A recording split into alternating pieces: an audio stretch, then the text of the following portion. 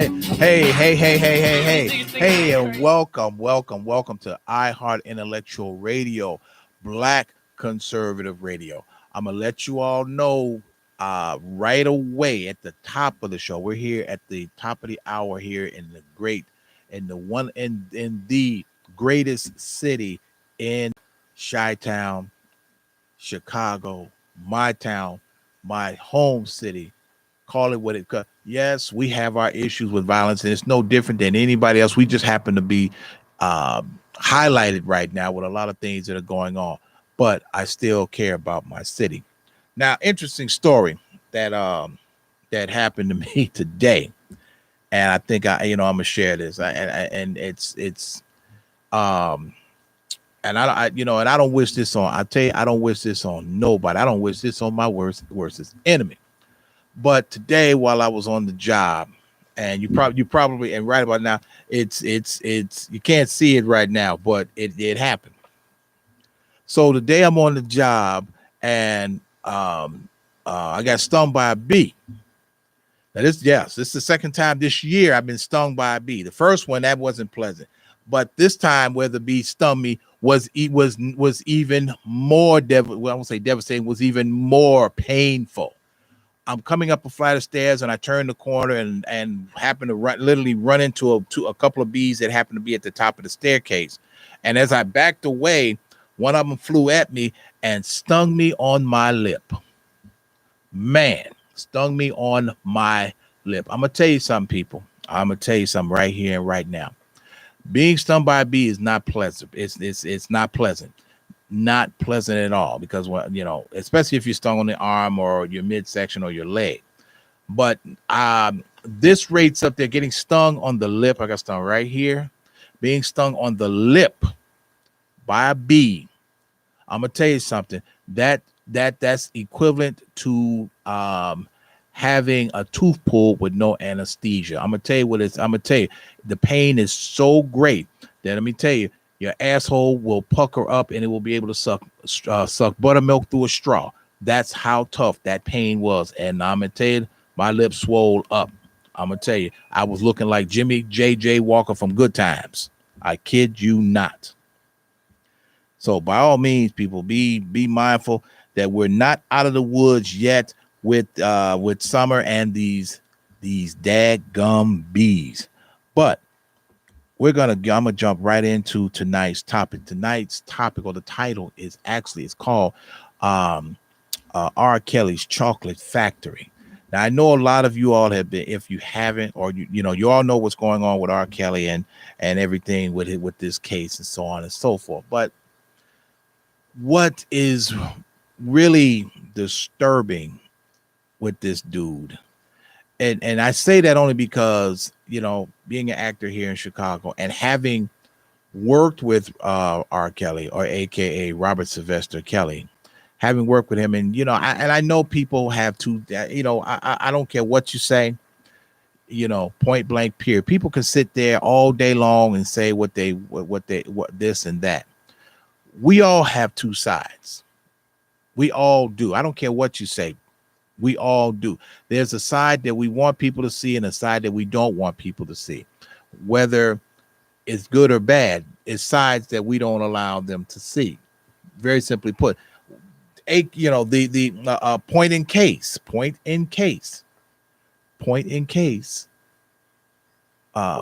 Bruce Wayne, Batman. Bruce Wayne has a dark side. He has another side. Point in case. Okay, he has a side that he does not want people to see or know, and that other side is the Dark Knight. That's what this is, and this is the thing that I honestly believe that R. Kelly has. R. Kelly has a very, from everything that I've come to know and read and listened to, he definitely has a dark side. Now, this case is it's going into its second week, and it's I don't want to get too far. I don't want to inundate you with too much, but it's just so much that is going on with this case. Now, he's fighting this first. The first leg of this case. He's fighting the case in Brooklyn, New York. Not only that, but should he, now here's the thing, should he be convicted on all those charges and even the most serious charge, R. Kelly is looking at decades behind bars. R. Kelly is Robert Kelly is 54 years old. They give him 40 years just to be funny. He's done. He will never see the light of day ever again. He would have to do 27 and a half years before he's eligible for parole. He's 54 years old.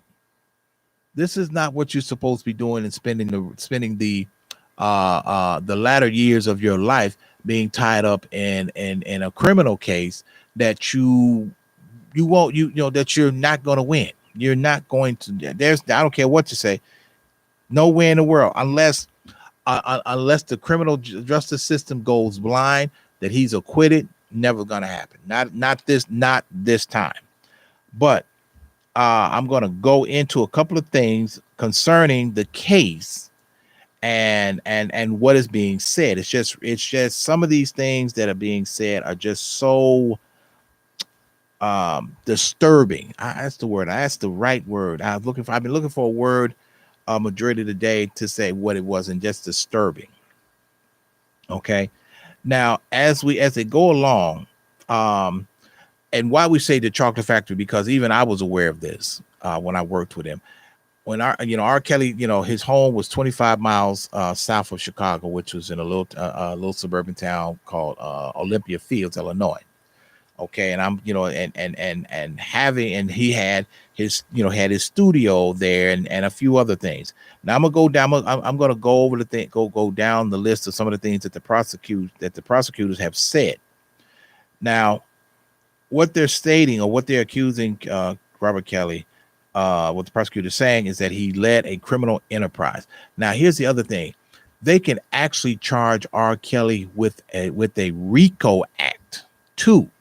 A RICO in the legal jargon is an acronym for racketeering, influence, and criminal organization. They can actually charge him with that, which means that's an automatic sentence if you're charged with RICO, because he has so many. He's got 3 different cases in 3 different states. They're crossing state lines. You want to talk about somebody in deep shit? This is the dude. This is the guy. This is the guy. Now, as it says here, criminal enterprise made up of some people who served as the singer's managers, bodyguards, drivers, and personal assistants, runners, and members of his entourage. Kelly also faces federal child pornography charges and obstruction charges in the Northern District of Illinois, while also facing state charges for multiple counts of aggravated criminal sexual abuse. Now, here in the state of Illinois, if you're charged with aggravated criminal sexual abuse, that's an automatic 6 to 30. I'm sorry, not 6 to 30, not 6 to 30. Take that back. That's considered a class X. That is a 30 to 60. A 30 to 60. They could actually max him out on the minimum, give him 30 years, and it's over with. Over with. Now, my man Earl said something that made a lot of sense, and I agree with this, and I said the same. We said the same thing, and correct me if I'm wrong, Earl. You said that, hey, look, dude, if you beat the first case on this on this stuff here, you beat the first case. Nigga, go somewhere and sit down. Like my grandma used to say, carry your black ass somewhere and sit down. Why didn't you just sit down? But see, you have some people who don't believe what you say. Don't believe what? He don't believe fat meets greasy. And R. Kelly just happened to be that one that don't believe fat meets greasy. Okay. Not only that, but it didn't dawn on me also that the song that he and Jay-Z did together called I'm Not Guilty, he's actually subliminally confessing that he did what they accused him of doing through the song. But now the fact that he was acquitted, it falls up under what they call double jeopardy. He can't be tried twice for the same crime. for the same offense, the same crime. Even though what we're talking about is just reword, because this is a different state that he's being tried in. This is the total thing. And if you get an opportunity, pull up the lyrics of this song, I'm Not Guilty, with R.Kelly, and read the lyrics. There are certain lyrics in there that he's implying that, yes, I did this. Yes. And not only did I do it, but I got away with it. See, when you do something like that, I don't care what your situation is or how you do it. If you do something and you flaunt it or you throw it back in someone else's face, it has a funny way of boomeranging back to you. Now, I'm gonna scroll down to a couple of things that this is what was the things that were very, very disturbing. One of the alleged victims testified that Robert Kelly had what they call Rob's rules. Two women testified to this, and the funny part about it, if you watch that show, Surviving R. Kelly, and then the two girls who were there, who were always by his side, who were always defending him, these same two girls are now star witnesses for the prosecution, or as they say, witness for the prosecution. They are testifying against him and stating that about Rob's rules and protocols that they had to follow if they were in a sexual relationship with him, or staying with him at the studio or on the road. They had to wear baggy clothes, not make eye contact, or speak to other men. They couldn't leave their room without Kelly's permission, or they couldn't leave the room or go to the bathroom without express permission from Robert. Okay. You know, this is something. So we would say that maybe this individual say, okay, what is he, some type of Svengali? You know, is he some type of wizard? You know, you have to really ask yourself these particular questions. These are just things that just really, that's a very, very disturbing, very disturbing. Going down, moving further down. Now, here's the thing: if you were a guest coming to his home, visitors to Kelly's Olympia Field mansion were greeted with an imposing metal gates that, for a period, had security booths near them.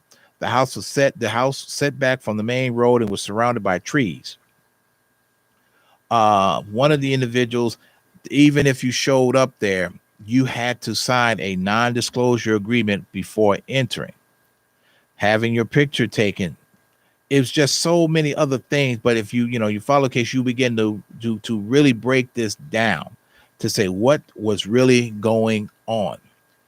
Now, I'm a sidebar. I'm not going to not sidebar, but I'm going to go back a little bit. Now, when the case started, now everybody knows that when a lot of this came about, when years ago, and a lot of us heard about this, is when R. Kelly married a 15-year-old Aaliyah. Okay, 15 years old. Nigga, what's wrong with you?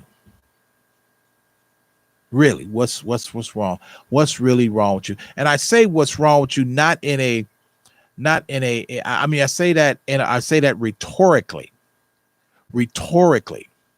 because here's the thing: you and your people, or he and his people, went through an elaborate scheme to make Aaliyah appear older than what she really was, and that is allegedly bribing a state official to create a false birth certificate to make her appear older, creating a work ID to make it appear that she did have a gainful employment, and a few other things. Now, here's the shock. Here's the part for the shock value. R. Kelly was on tour, blah blah blah, and as he came off stage, or actually as he was informed, about a situation, and one of his handlers saw Robert Kelly crying and pulled him to the side and said, "What's the matter?" Blah blah blah. Kelly goes on, and it's alleged that Robert Kelly stated to him that we have a problem. Aaliyah's pregnant. Now, help me understand something. If she's supposedly of age, why would that be a problem? And so so his handler began to ask him, well, what are you afraid of that she's pregnant? His words were, I could go to jail. So that means that to say what's wrong with him, that throws everything out the window to say that this dude is either crazy or he's sick. No, this is a conscious decision. A conscious decision to do what he's doing and to do what he's alleged to have done.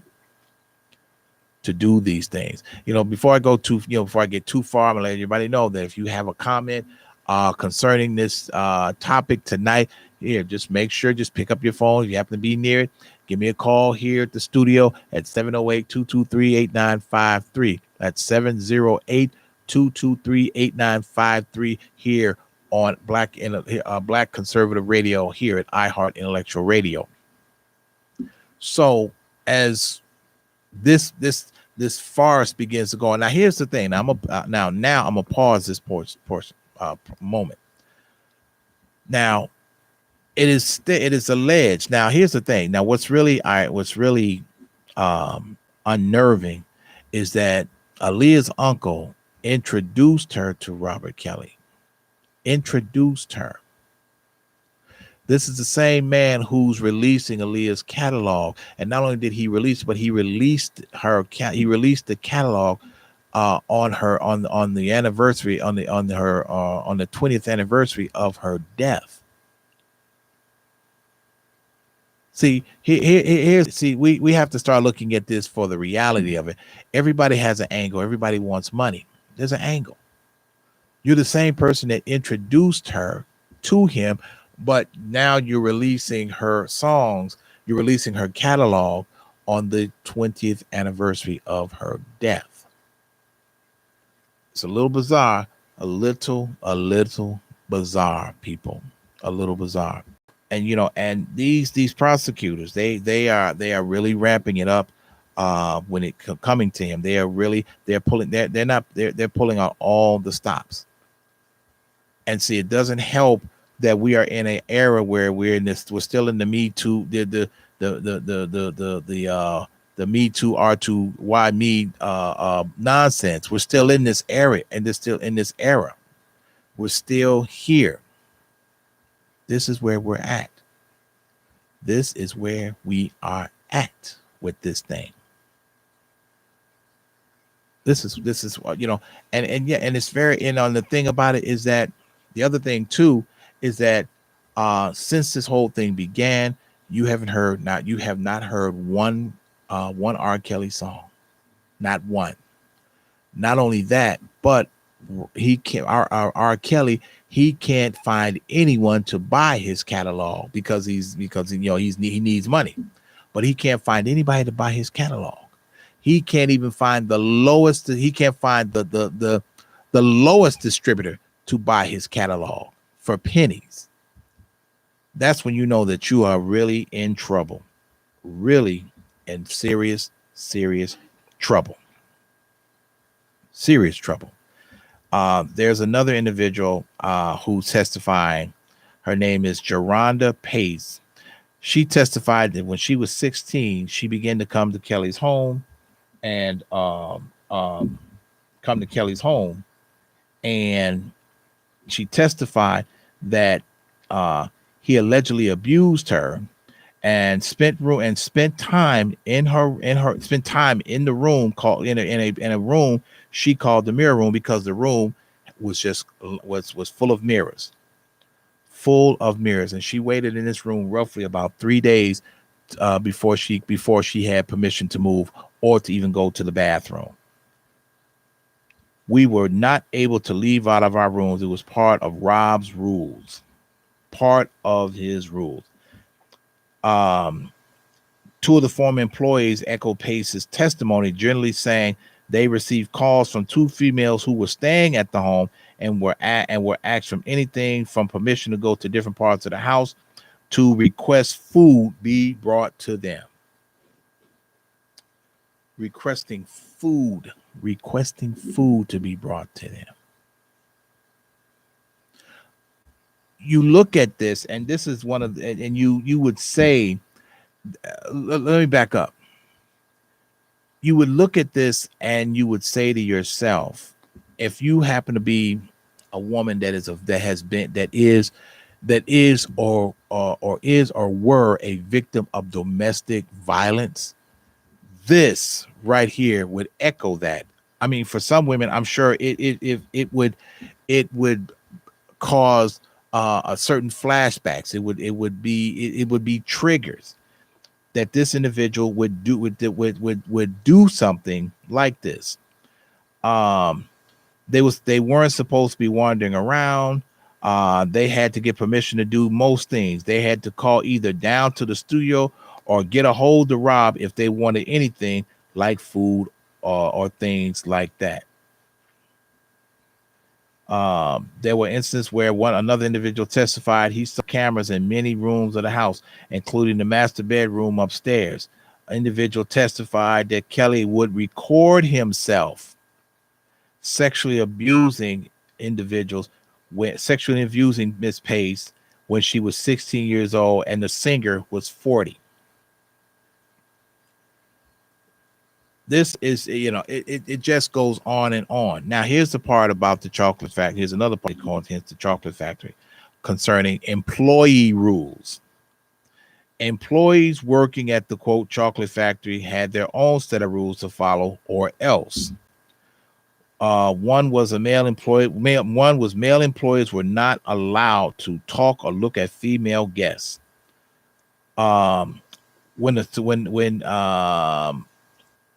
When the chocolate factory studio began operating out of Kelly's Olympia Fields home, the individual testified that his job involved a lot of driving, especially bringing Kelly's personal guests to and from the studio. He testified that female guests would come to the house all the time and that they were frequently more than one at the house at a time. If a female guest were coming, we would clear the area so that no one, and this is what we were instructed to do. They also testified we were instructed to flip. This is the most craziest thing I've ever heard. This part here. The individual testified that they were instructed to flip the rear view mirror up on the car if he was driving one of Kelly's female guests to avoid accidental eye contact. Now I'm gonna briefly pause right there. Now, when we're talking about abuse, now this here would be what we would consider. This is not only beyond sexual abuse, but this is psychological abuse.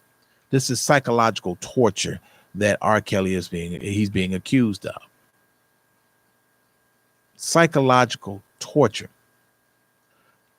And I want to speak to any woman. If there's any of you women that are watching the show, listening to the show, I don't care I don't care what anybody say, what walk of life they come from.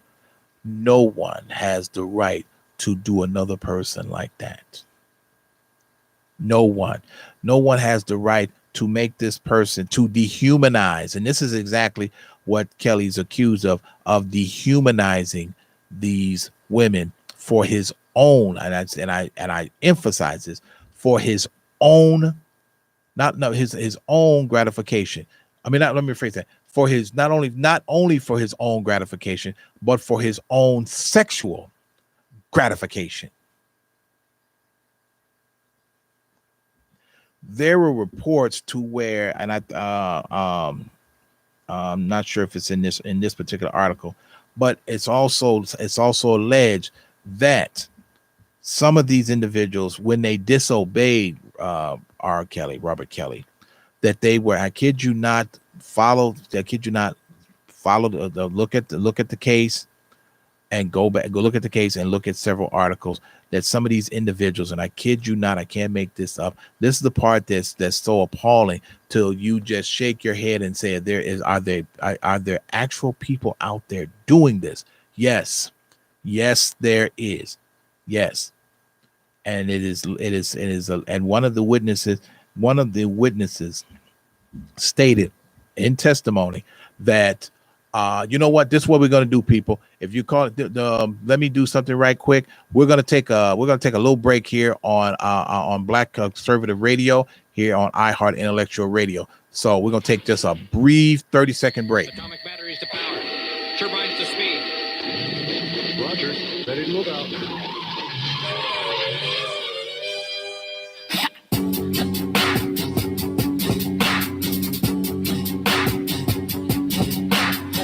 These niggas think it ain't crazy out here. Net bounce. Y'all gotta pardon me tonight. I feel like a superhero up in here. Hey, and we're back. We are back.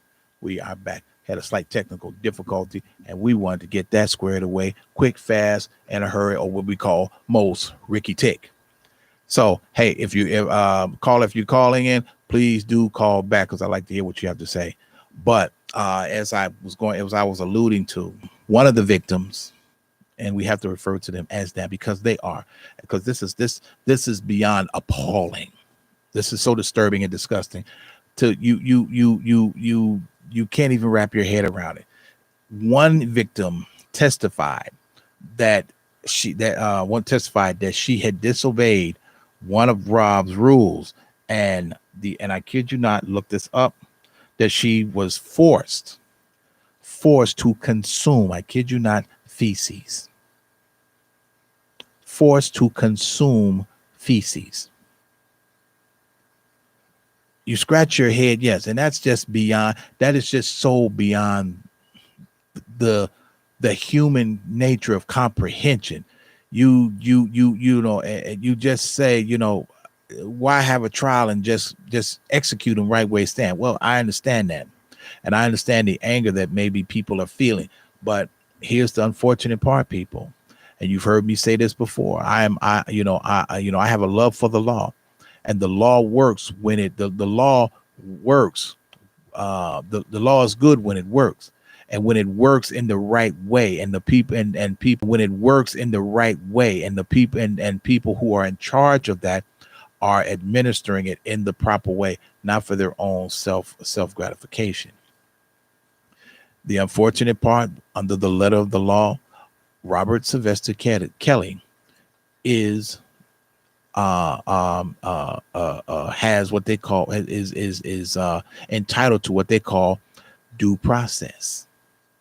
Regardless to what he's accused of, he's entitled to due process, even entitled to a defense. That's just how the law works. That's just how it works.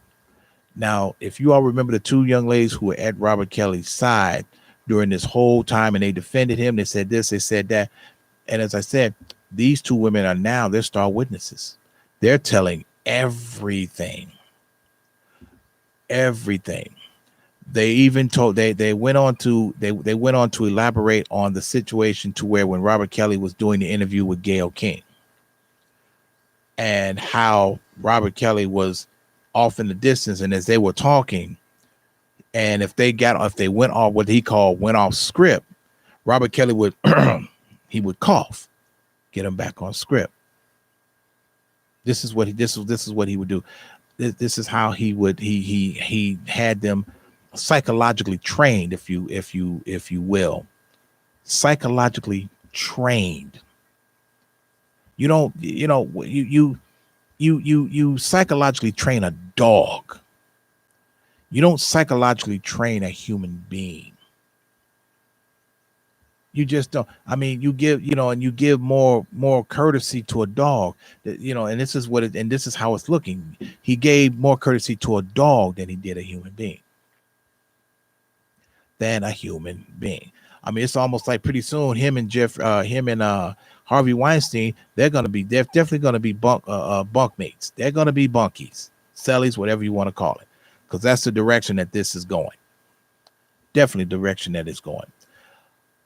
It was just the way that he operated, and this is why they're calling it a criminal enterprise, because Kelly would have people basically find these young girls, bring them in, and then he would work the process of grooming them. Okay, but with that being said, with that being said, here's the other thing that we have to also look at. We have to look at this other issue of where, okay, and we're talking about these 14, 15, 16-year-olds, 17-year-olds.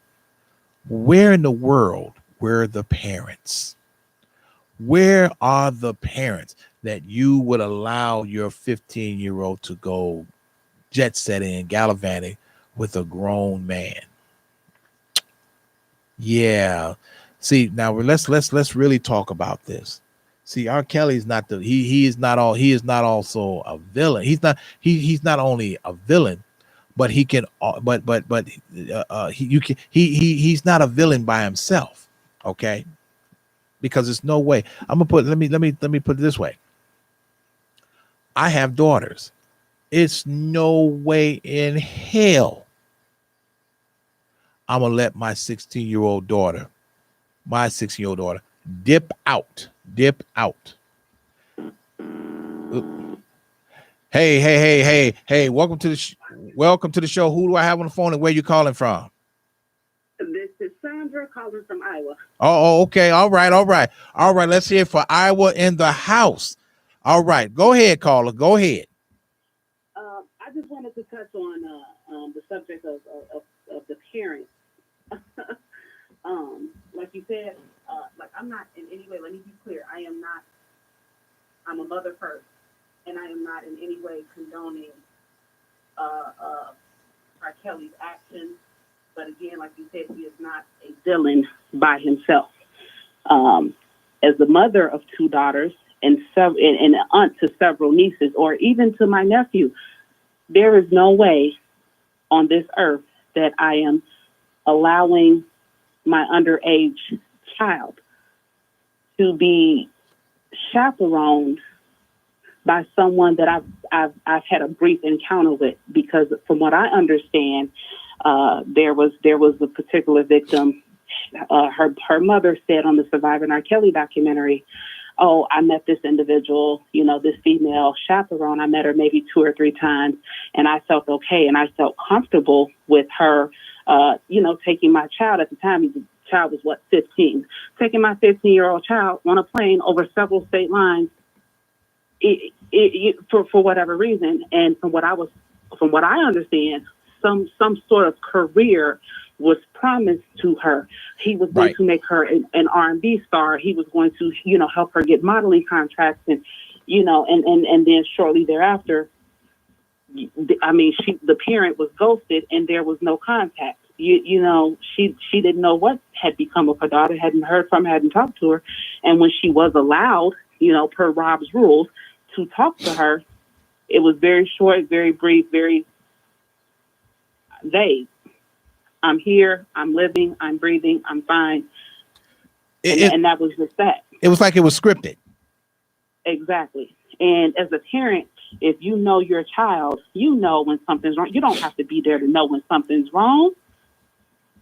You don't have to be there. Nope.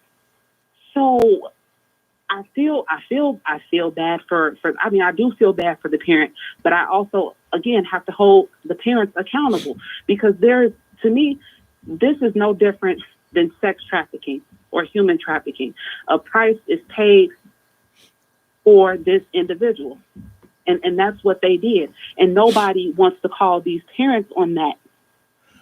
Yeah, I agree. Let me ask you this question. Okay. And as I was alluding to, having, and I have daughters too, and they aspire to to get into the industry. And as I said, and being an actor here in Chicago, And yes, my daughters,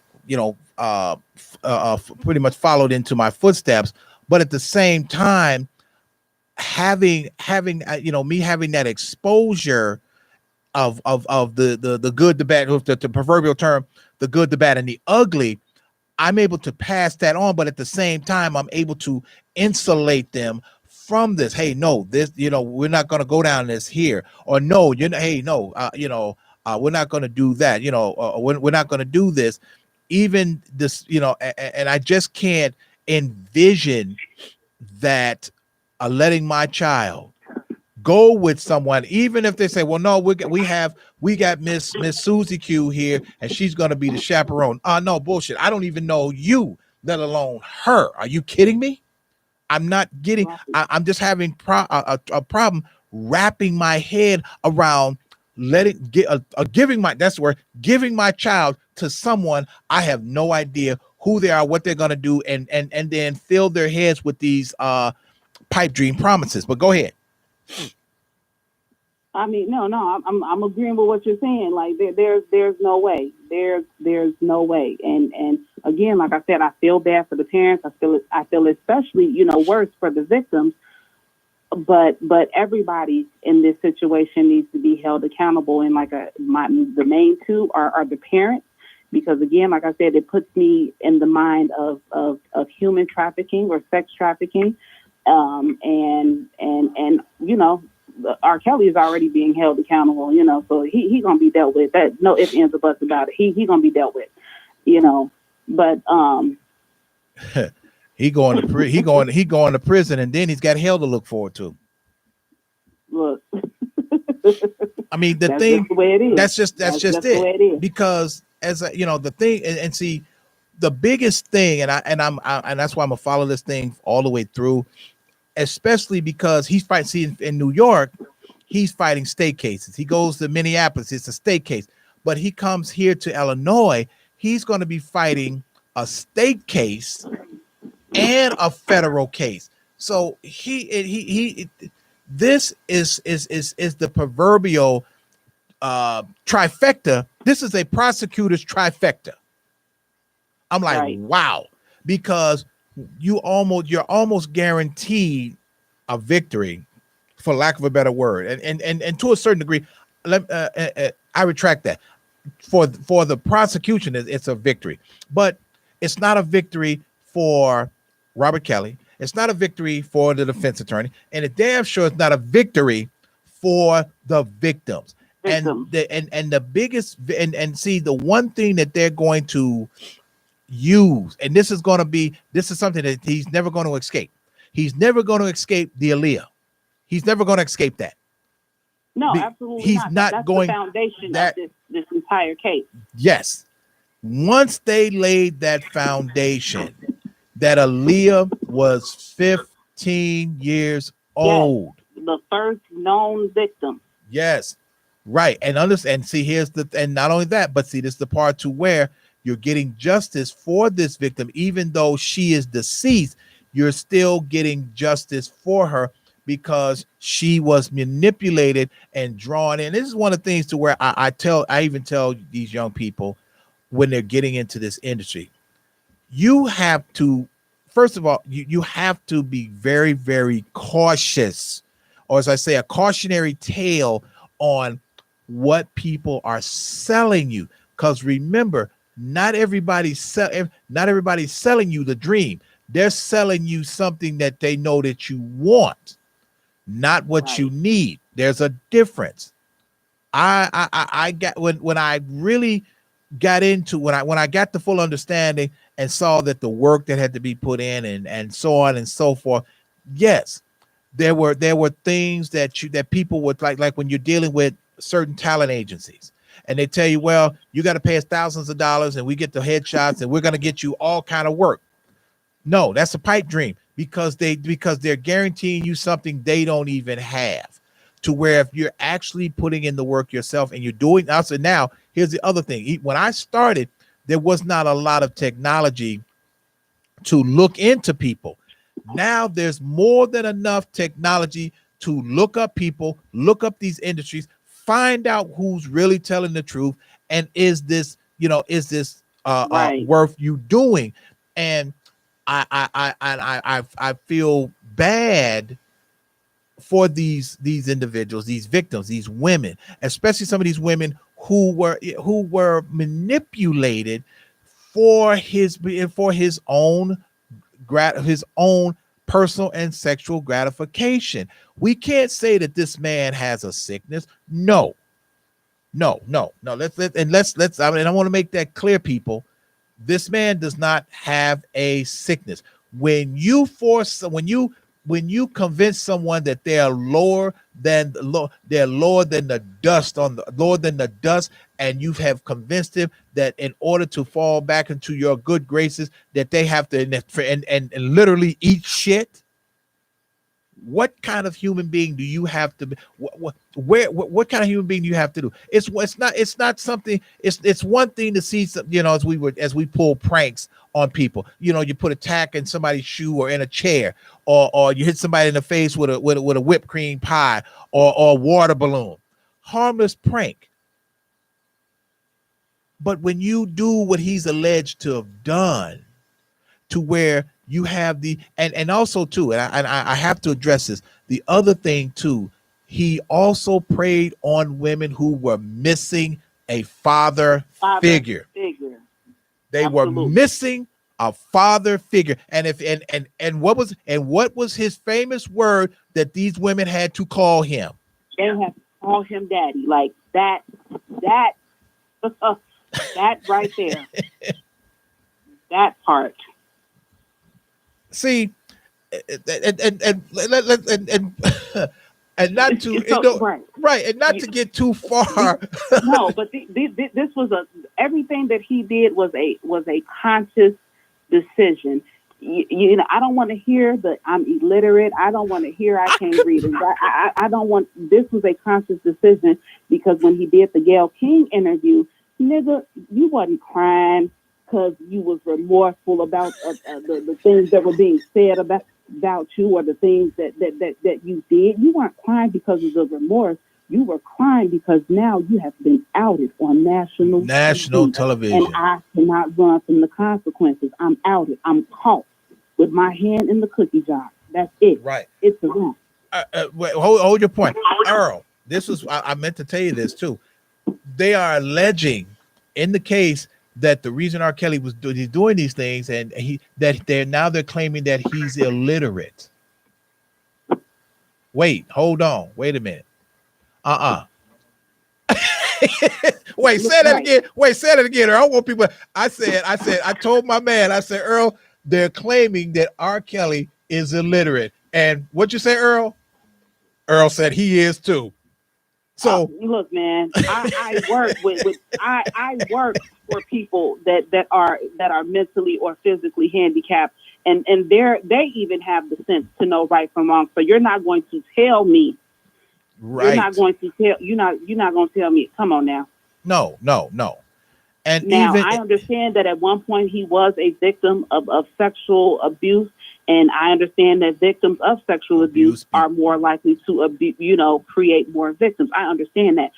But you lost sympathy like all sympathy and everything else when you literally made somebody eat their shit. You're making these women call you daddy.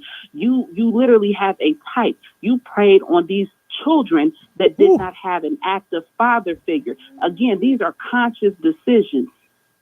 Exactly. We can't see. There's a part to where, and not only that, but now he paid on it, but he preyed on his own. You cannot be if that is the lowest type of pariah, I should say, that you can be, when you prey on your own. These were and see, that's one of the things that I've said on previous shows, people.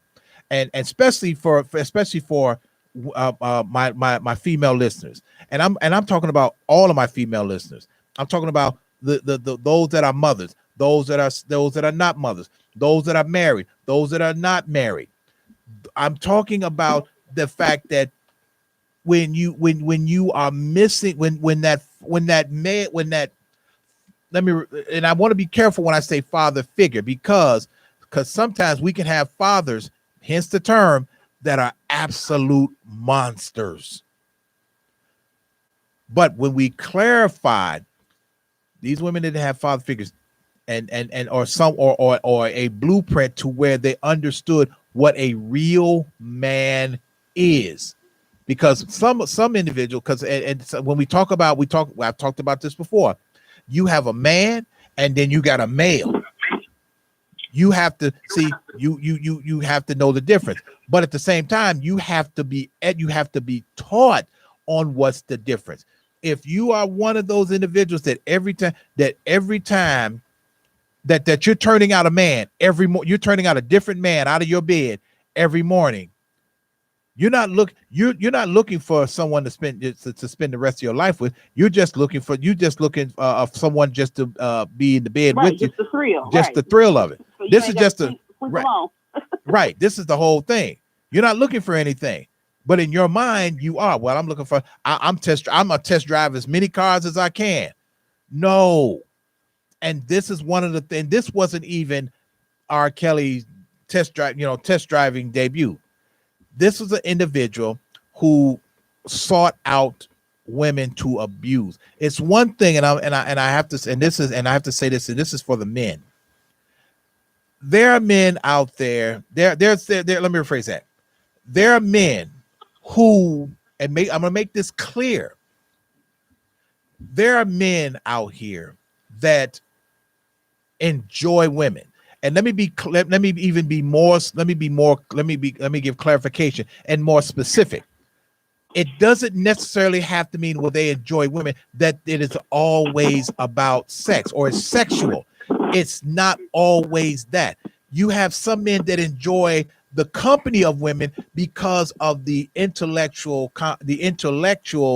left bounds that they have, or they want to understand the mind of a woman to where they can get to understand. They can work with them. They can get there's a level of understanding to where if there's certain flaws that they have on how to treat a woman, and they're talking with a woman who said, well, no, sweetheart, you can't say this, you can't say this to her, or you can't do this to her. You have to do thus, and thus. And at the same time, on the flip, it works the same way with women getting an understanding. We have to and see, when you have people like this, like what we have dealing with R.Kelly, this individual, he destroys the very fabric. He destroys the very fabric of what a man is, what a real man is supposed to be in dealing with a woman. He's destroying that fabric. Nigga, I don't care you sitting there with, that you sitting there in a $300 suit every day in court. Because guess what? You taking that funky ass suit off and you taking your black ass back to that 8x4 cell with the warm milk and bologna sandwich. That's exactly what's happening. So to a certain degree, if ladies, if you want to call this justice, so be it. So be it.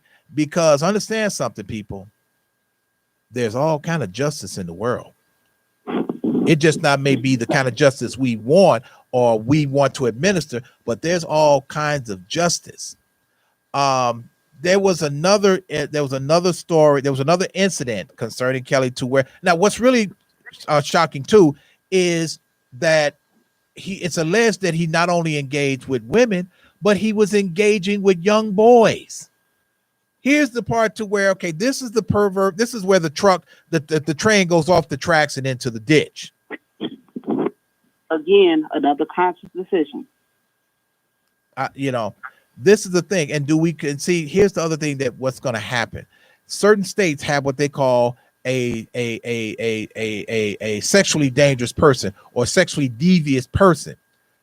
What that means is that should Robert Kelly be convicted in New York, he will be listed. He will have to go on the sex offenders registry as a sexually dangerous person, and he would have to register for the rest of his life.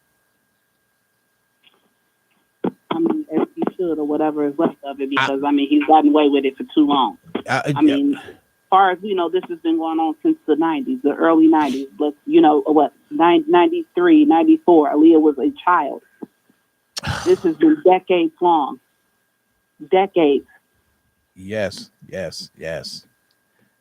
I absolutely agree. The other thing is when that's the other thing. Oh, yep. Hey, caller. Let somebody else is trying to call in, but thank you very much. Okay. Thank you very much, Iowa. All right.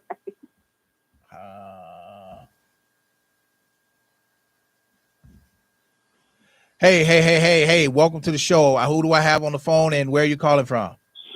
This is Jay from Georgia. Hey, okay, all right. Hey, Georgia. Hey, what's happening? Hey, we had Iowa in here tonight. Now we got Georgia. Let's see what else we do, because we reaching out there because this is such a topic that it's inescapable. I'm sorry, let me correct myself. It's unescapable. That's the word I'm looking for. Unescapable. But go ahead, bro. So, a couple of things. I think it's really immature and it's extremely condescending to crucify this man as the sole participant in this debauchery. There has been for a long time a known collaboration of people who surrounded them and at certain points even joined in this party. Yes, these were all adults and whatever the case is, but I have several questions. So the first question is, so do we also make Barry Hankerson, Aaliyah's uncle, somewhat responsible, who hand-delivered this minor to this so-called predator? Are we going to just completely ignore that? No. Now let me throw this out. No, we did know that the previous caller, we did mention that. We said that he's not a victim. Also, what we talk about is that there are other people who ferried these young individuals to Kelly under because of the monetary goal. Let's be very clear. Everybody had their turn in this entire affair, one way or the other. And I think that it's extremely, I think it's sad that now that the money's run out and the gravy train's gone, everyone plays the game like no one knew what was happening and that this was just one bad apple. No, this was a bunch of bad apples. Oh, without a doubt. A bunch of bad apples. But this also was a known behavior within the industry. Still known. It's still, yeah. I mean, everybody has their poison. That's why they tell you, pick your poison. Right. The entire industry is full of people, or it's full of all of these vices, one way or the other. What they used to call the casting couch. Casting couch, casting room, all of these other things. Everybody has their thing. Now, the deal with R.Kelly is very simple. Again, like I said, with the whole Barry Hankerson thing, and to the other so-called monitors, because I call it so-called, because, again, we don't have absolute definitive facts that places timestamps and everything else as it should be. But I find it very hard that some of the parents are not also charged in this contributing to this delinquency. Absolutely. And I think that if we're gonna, nail him to the wall and crucify him to the stake, to the burning stake, then there needs to be some parents, some fathers, some mothers, some aunties, some uncles. I mean, let's also not be ignorant of the fact that when he came to Chicago, it was a known party time at the Hyatt and at the River North Plaza and the Hiltons. It was. Let me be totally clear. It was hoes with no drawers on in the lobby. So my question is, I mean, really, if you throwing it out there, you having a problem with him going to get it? Put a lion in the middle of a steakhouse and tell me how he's going to respond. Right. Then now everybody wants to play the victim. Are you a victim because you didn't get what you wanted? Or are you a victim because there was clearly some level of violation that happened? That's the real question here. Because I find it kind of very interesting that everyone's a victim. Not to say that there weren't some wrongdoing, but he's the only one that we're putting to this metric of morality. Right. Come on, man. It's a level. None of the industry is moral. It's a level of here's the thing, and I'm glad you mentioned that, and I don't want to miss this. One of the things we have to understand, people, too, in this industry, even in the film, the film industry, film and music, there's a level of hypocrisy that we all stem from. There's a level of hypocrisy, and I say that because what they want to say, okay, a little bit of this and a little bit of that, or what's good for the goose is good for the gander. No. And just to piggyback off of what George is saying, is that where is the level of accountability towards the parents that you ferried these children, an operative word, these children, to a grown man? But I know where it is. I know where the accountability is. It's at the same place it was when you had that uncle who did that crazy thing to you, where he paid your tuition to Spelman. God. Or you had that, special friend for the family that ended up helping y'all get out of that little situation. See, so the hypocrisy doesn't end with R.Kelly. No. All I'm saying is be real with yourself. Or as my grandmother used to say, if you dig one ditch, you better dig two. You better believe it. That's all I got.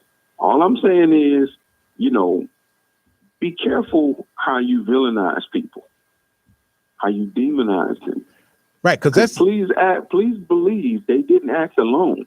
This circle was too big to be kept that secret this long if he had not worked with other collaborators, or co-conspirators is the better term. The better term. He had many co-conspirators, including his brothers, who were, and who are a bunch of money-hungry niggas who couldn't get nothing right in their own life. So you're latching on to him like leeches. The industry people who, again, you're using this gravy train until the gravy runs out. I'm not condoning his behavior or saying at any point that this dude is a righteous apostle of the Most High. Not at all. He's an entertainer. He was doing his job to entertain the masses and entertain you with buffoonery. If you want intellect, read a book. If you want entertainment, you won't feel good, that's what he gave you. So don't be mad at the dude who did what he needed to do to get you where you needed to go and get you where you needed to be so you could get through your life in whatever fashion that had to be. So your therapeutic was his music. His therapeutic was this stuff. Think about that.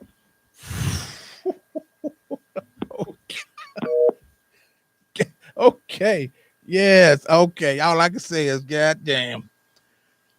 And see, we have to, and he raised a very good point. We have to look at this as a whole, because as he indicated, there was no way that he could have kept something like this secret like that for so long if there weren't other conspirators not collaborators, other conspirators. And now they're now the rats are abandoning ship because it's going down.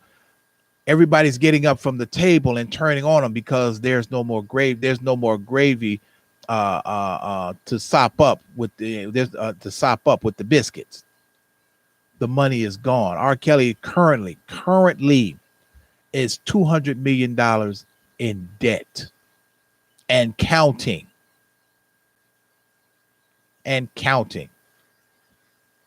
This guy couldn't get a stick of gum for free if they were passing it out.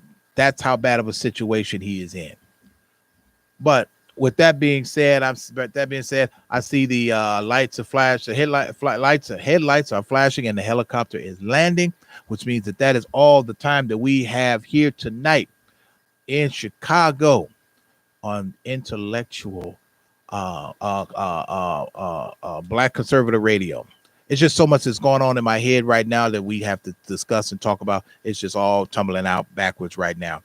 But this is where we had a shout out to my sponsor, my boy, Captain Hooks. If you're hungry right about now, get down there to 85th and Cottage Grove, 103rd and King Drive, and 15922 South Kedzie, Markham, Illinois, for some great fish, chicken, shrimp, and delicious sides and desserts.